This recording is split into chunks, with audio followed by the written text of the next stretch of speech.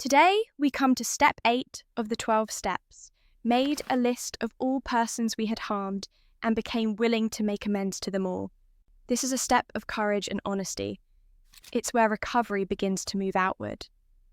Up to now, many of the steps have focused on the inner work, admitting powerlessness, turning over control, making a moral inventory, asking for help.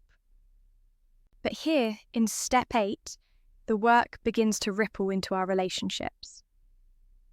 It's not just about us anymore. It's about the people we've hurt along the way. For many, step 8 feels intimidating. The thought of facing those we've harmed can stir up shame, guilt, or even fear. But notice the language of the step. It doesn't say we actually make amends yet. That comes in step 9. Step 8 is about making a list and becoming willing. Just that. Making a list, becoming willing. And that's important because willingness takes time. Think about all the ways addiction or any destructive pattern harms relationships. Lies told, trust broken, promises not kept, words said in anger, opportunities wasted, people ignored or neglected. Sometimes the harm is small but constant, and sometimes it's deep and life-altering. Step 8 is about facing all of it honestly and writing it down. It's like cleaning out a closet you've avoided for years. You pull everything out, lay it on the floor, and see the mess for what it is. Step 8 is that pulling out, listing every person we've harmed and preparing ourselves to do something about it. Now, willingness is the other half of the step.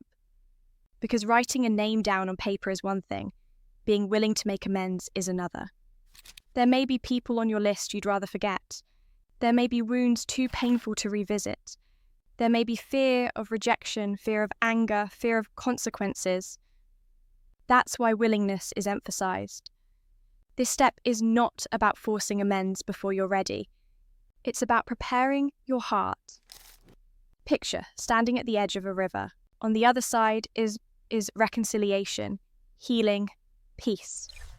Step 8 is not crossing the river yet. It's walking down to the bank, looking across and saying, I'm willing to try.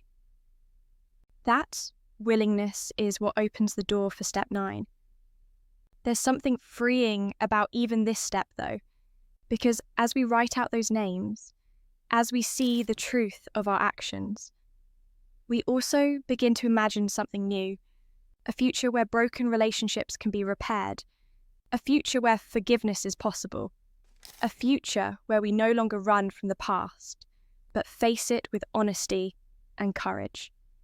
And here's something important. Becoming willing doesn't always happen overnight.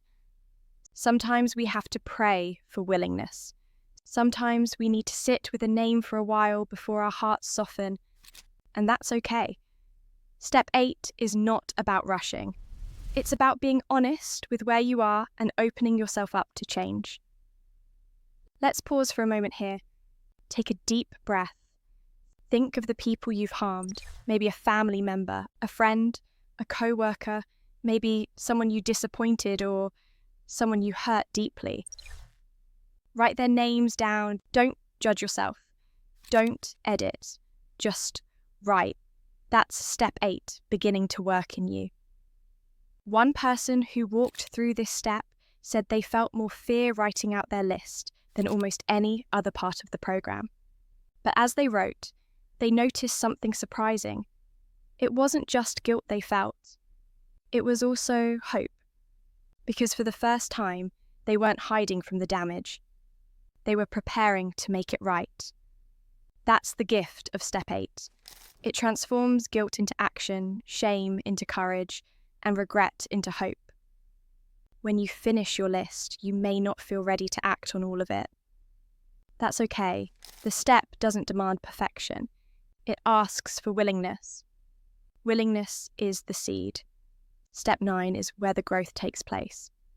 So, as we end today, think again about the names that belong on your list. Write them down, pray for the willingness to make amends, and trust that this step difficult as it is leading you to freedom. Step 8 is about courage, honesty, and hope. It's about facing the people we've harmed, preparing our hearts for amends, and believing that healing is possible. The list we make in this step is not a list of failures. It's a list of opportunities for reconciliation, forgiveness, and freedom.